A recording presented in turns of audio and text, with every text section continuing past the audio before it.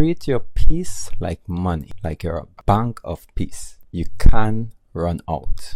Know what drains you and what fills you. Plan your energy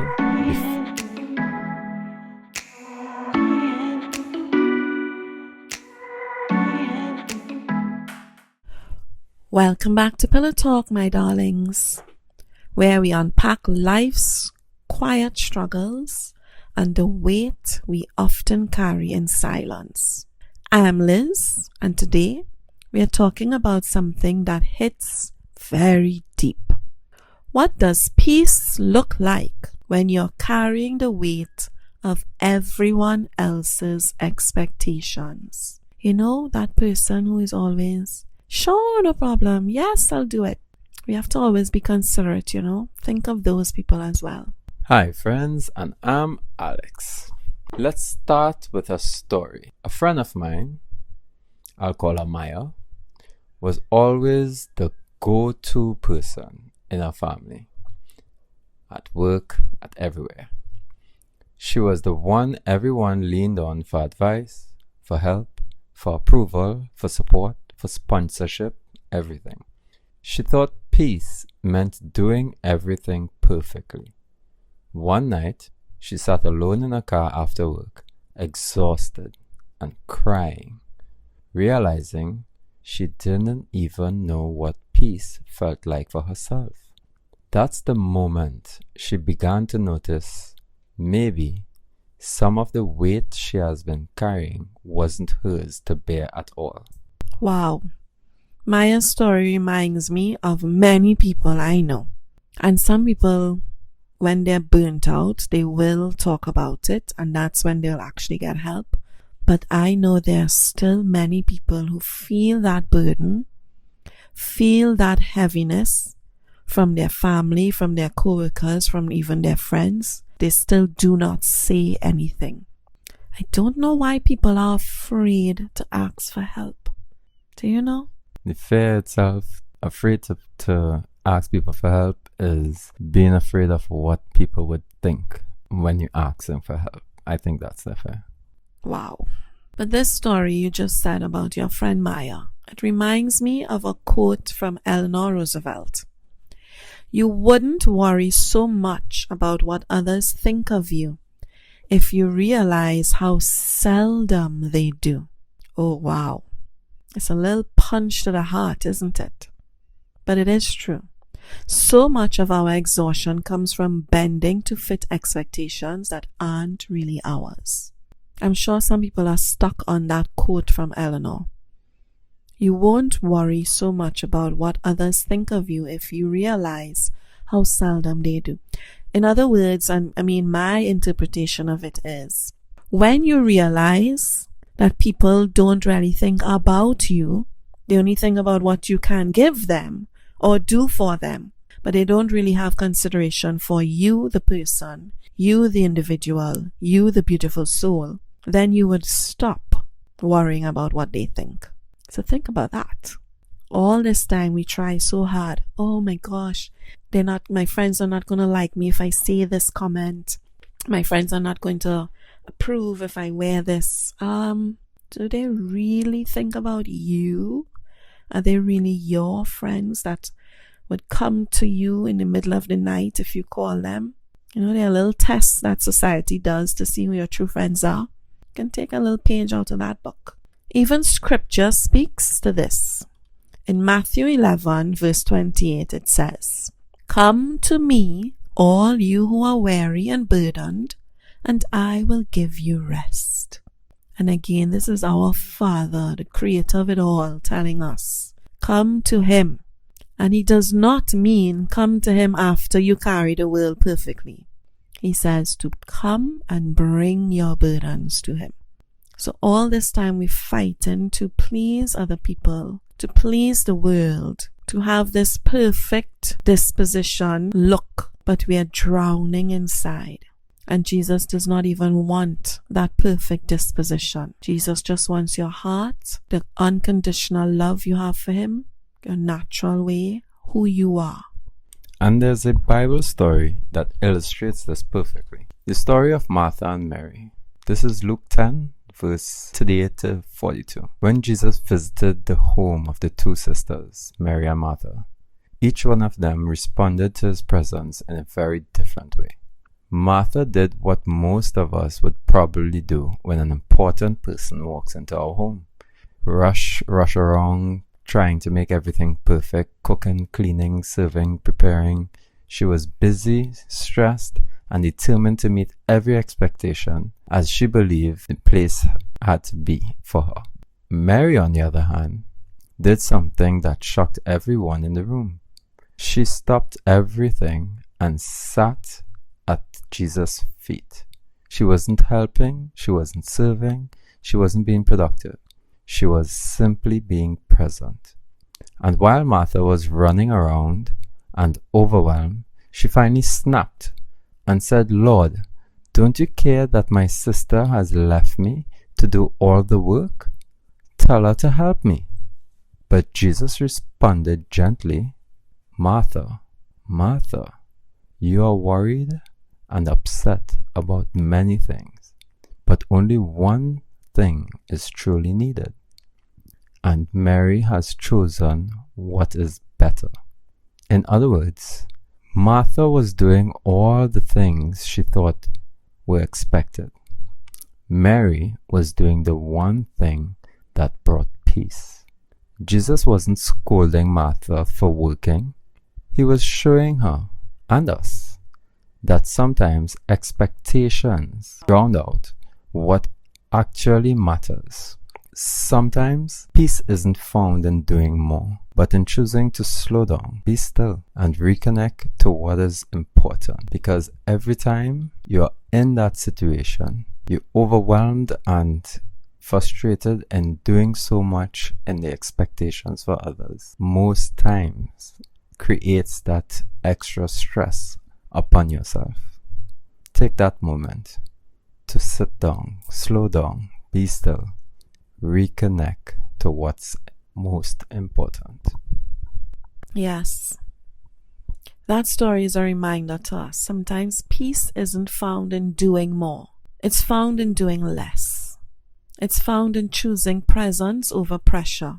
So now let's get practical. How do we actually live this out in our busy world and our demanding world? How do we build peace and learn to say no? Because sometimes saying no is very healthy.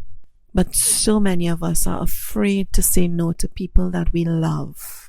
Sometimes we are even afraid to say no to our bosses. But saying no when you really cannot do it is healthy. There's nothing wrong with that. So let's learn how to say no without feeling guilty. Here are some real gentle tools that you can start using today. Tool number 1. I think we have about 10. Yes, 10 tools for you. Tool number 1. The pause before you promise rule. Before you say yes to anything, take 3 seconds to breathe. So your boss comes over and you already have 10 things that you're working on and he asks you to do one more. Breathe. 3 seconds. This tiny pause can actually save you from 1,000 stressful obligations. And if, after you take your 3 seconds to breathe, in that 3 seconds while you're breathing and pausing, ask the Holy Spirit, give me the words to say to my boss that will be respectful, but that he will understand. You see, many times we think when someone asks us a question, we have to answer right away. Actually, no. You can take your time and say, can I get back to you by 12 o'clock today? I have a few things that I'm working on. Let me see if I can make space. Let me see if I can shift things around.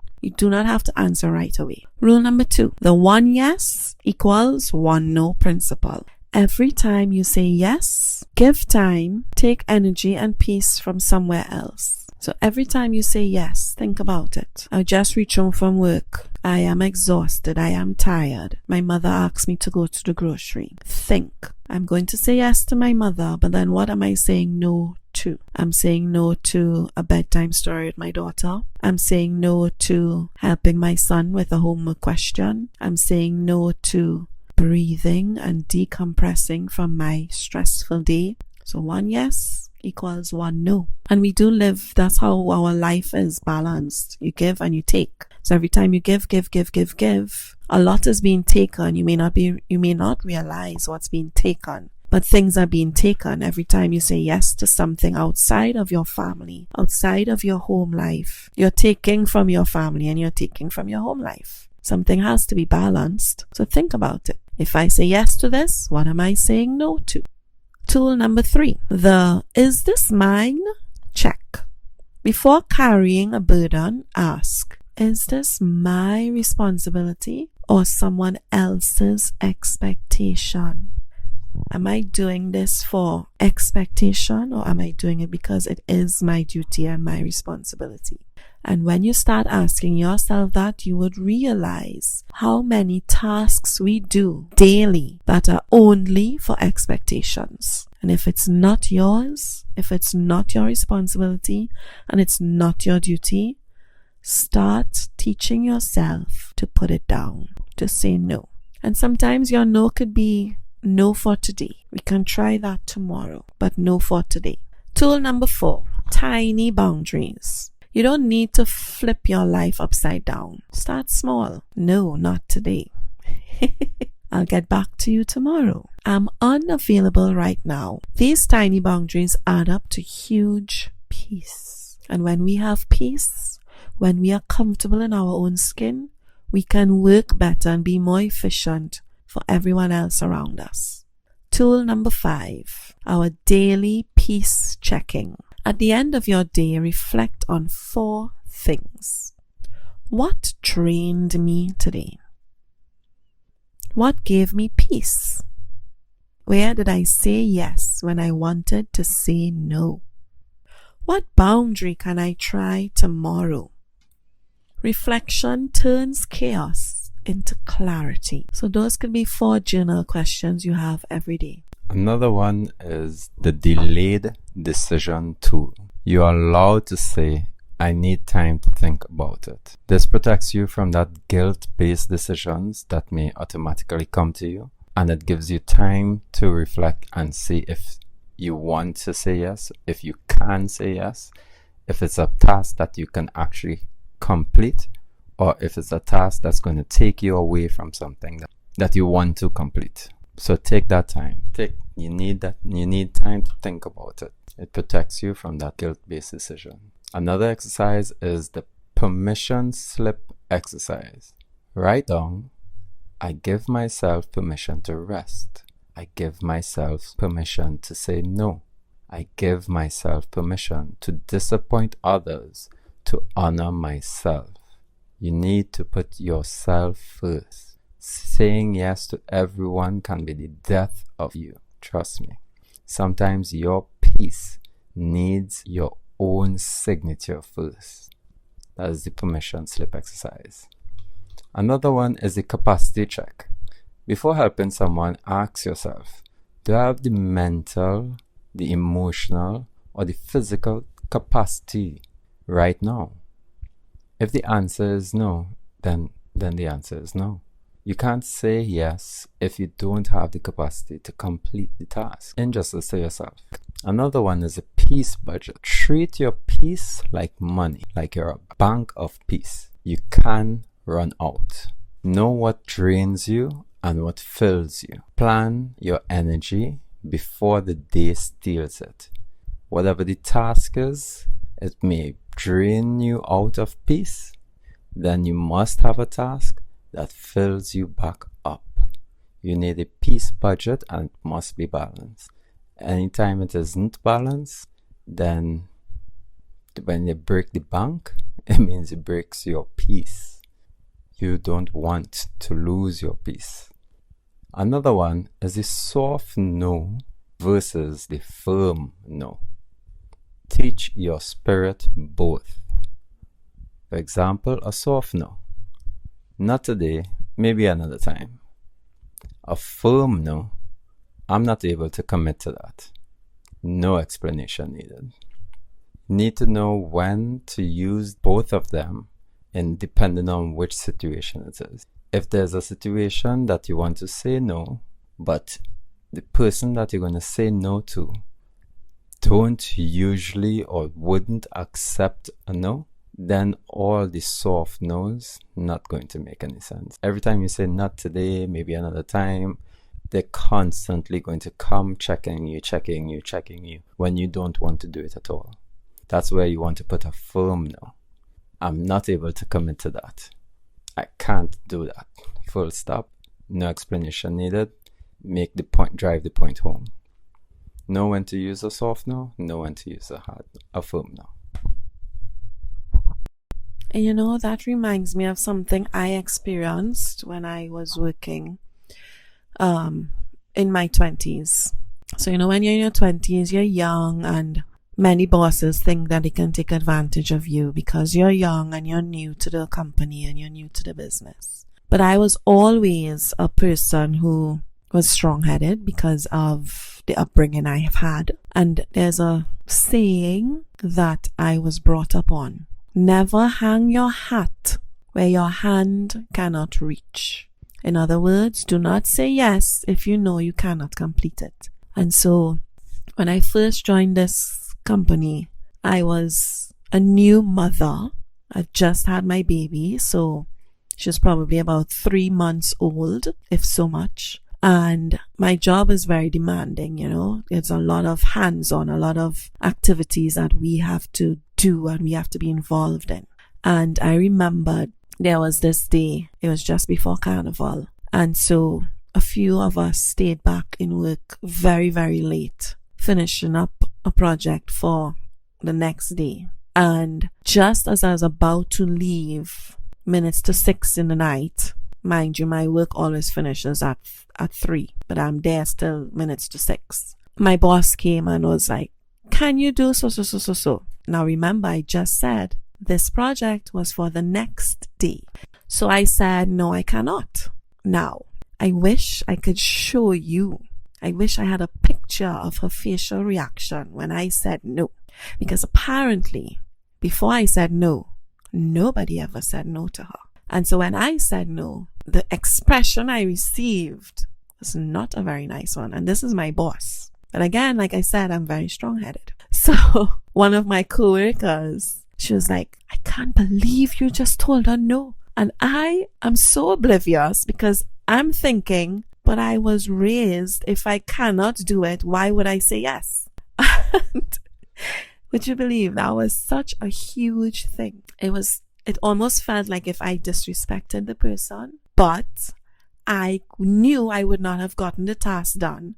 And there are other people, other employees with less things on their plate at that moment in that particular period that could have done it. So asking me because I was the last one there was not fair. It was not just. And lots of bosses do that. They come to you because you're the first person they see. They don't think and they don't consider, well, maybe, okay, no, this person have 15 projects they're working on. Let me ask this one who only has 2. They just ask you because you were the one passing by the door the minute they had the thought in their head. And I said no. Because since I was a teenager, I was told, do not hang your hat where your hand cannot reach. So, my lovely people, peace isn't something you stumble into. It's something you have to practice. You have to practice standing up for yourself. You have to practice saying no when you really mean it. You have to practice feeling comfortable saying no. You have to practice loving yourself. And remember what I said in our first or second episode, if you don't love yourself, how in Jesus' name can you love anybody else? If myself is not happy and myself is not healthy, how can I take care of those who depend on me? It's not selfish to love yourself. It's not selfish to say no. If I cannot do it, I will say no. Small decisions, tiny boundaries, they remind your spirit it's allowed to rest. So right now, take one slow breath, just one, for you. No expectations, no pressure, no judgment, just space for yourself. And the world wonders why stress level is so high. No one is taking a breath for themselves.